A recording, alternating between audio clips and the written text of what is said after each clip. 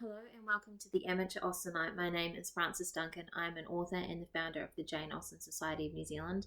Today we're going to be discussing chapter 32 of Pride and Prejudice by Jane Austen with my very special guest, my sister Paula. Hi. And I bet you're going to say that this was a really funny chapter. No. So in chapter 32, Mr Darcy visits Lizzie alone at Hunsford and Charlotte starts to think he's in love. Yeah, which is quite sweet. And she's the only one that would think that, because everybody else thinks that he's harsh and unfeeling. There is funny things. One of the things that you pointed out when you were reading it, there's a ring at the door, which is a certain signal of a visitor. Yeah, and she puts her letter away in case it is Lady Catherine. It says she might escape all impertinent questions, because of course Lady Catherine would be very happy to ask what she was writing and be telling her what to write and who to write to and how to do it. But she just knows what's right. Absolutely, because she has money. And suddenly if you have money, you know everything. We need to get some money so we know everything. That's the problem. Another thing that we were discussing about this chapter as you were reading it is Lizzie is really honest and possibly too candid about her feelings about Charlotte and Mr Collins' marriage to when she's having this conversation with Mr Darcy. She said, his friends may well rejoice in his having met one of the very few sensible women who would have met him, who would have accepted him or have made him happy if he had. My friend has an excellent understanding, though I am not certain that I consider her marrying Mr Collins as the wisest thing she ever did. She seems perfectly happy, however, in a prudential light. It is certainly a very good match for her. What a thing to say to someone that you don't know very well. Yes.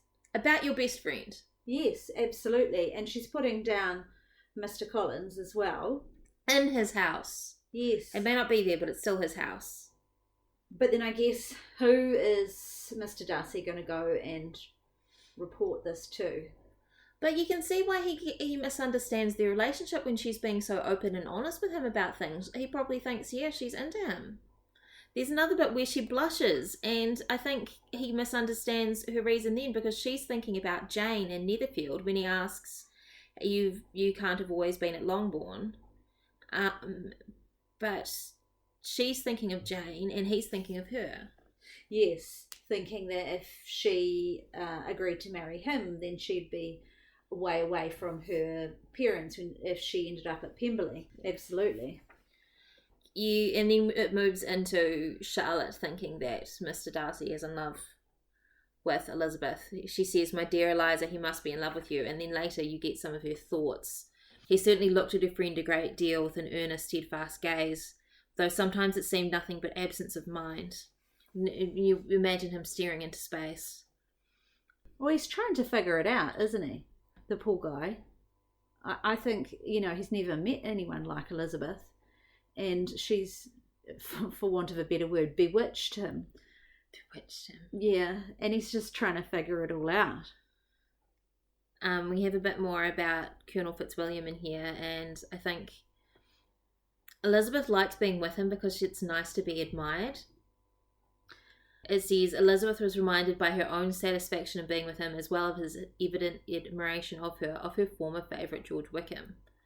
And then when she compares the two, she says there's a less captivating softness in Colonel Fitzwilliam's manners, but he might have the best informed mind.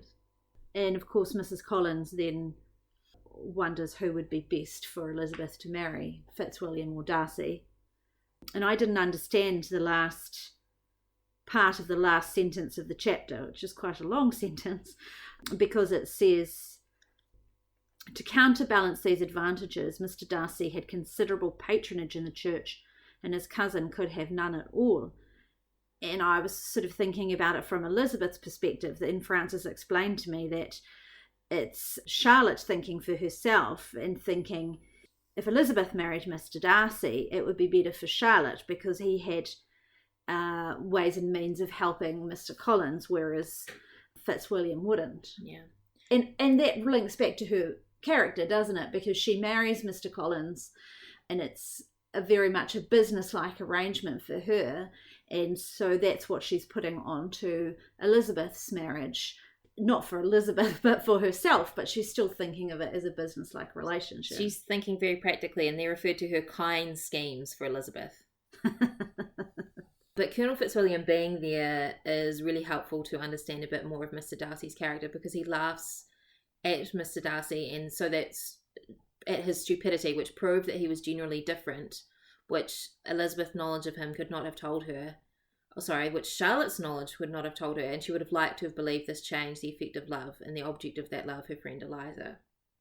Yeah, and that stumble you just made there, that's why this last part's hard, because it is from Charlotte's perspective. Not Elizabeth's. Yeah, and we're not used to that. Most of the book is from Elizabeth's perspective, but suddenly we're hearing from Charlotte. Thoughts. Yeah, and I wonder why Austen did that.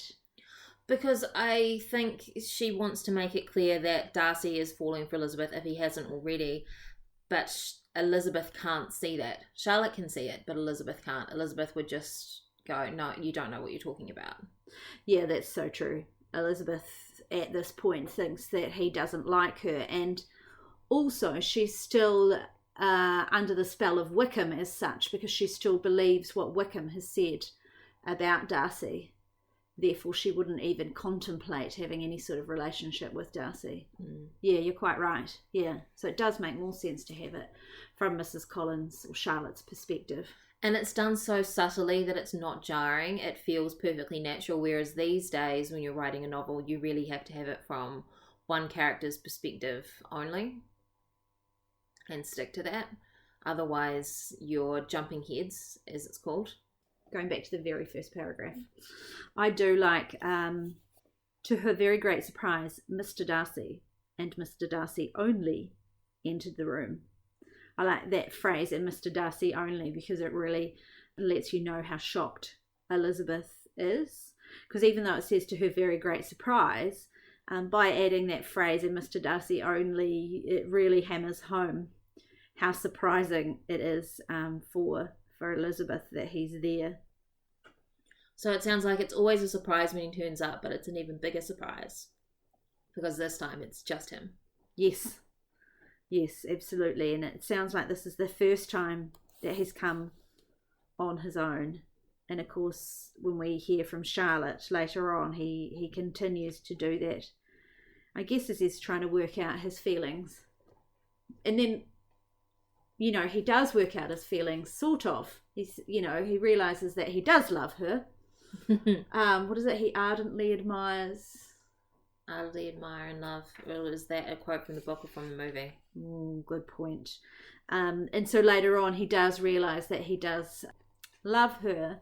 But so he's figured that much out, but he hasn't quite figured out how to express that to her without insulting her.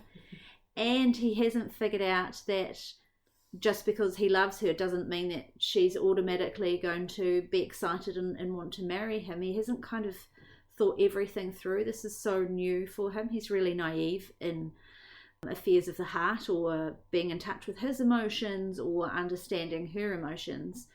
And there weren't self-help books around for him in those days, and he couldn't just pop onto YouTube to look up how to propose without being an ass. Yeah. Or just even how you deal with feelings, because that wasn't something that they talked about in those days at all. And, in 2020, men still aren't great at talking about their emotions, but by golly, they're a long way ahead of Mr. Darcy. Yeah, and where men were at in those days. You sort of feel sorry for him, really. Well, you have to. Yeah. He's in a bit of a bind. He believes he's in love with this woman, but he can't see any way that how it would actually work to be with her.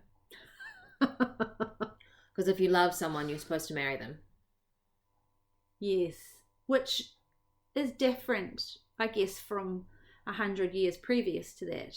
He would have gone with his duty of marrying whoever. Anderberg. Yeah, I guess Anderberg, as his family wished. Well, it's only Lady Catherine who tells us that.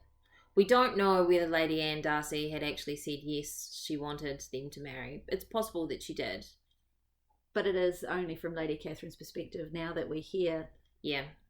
So, yeah, but 100 years previously, he would have, I guess, honoured whatever his family wanted and married within his social grouping, class, that's the word I'm looking for, within a social class, and also within the family too, really, which nowadays sounds incestuous, awful. It's a really short chapter.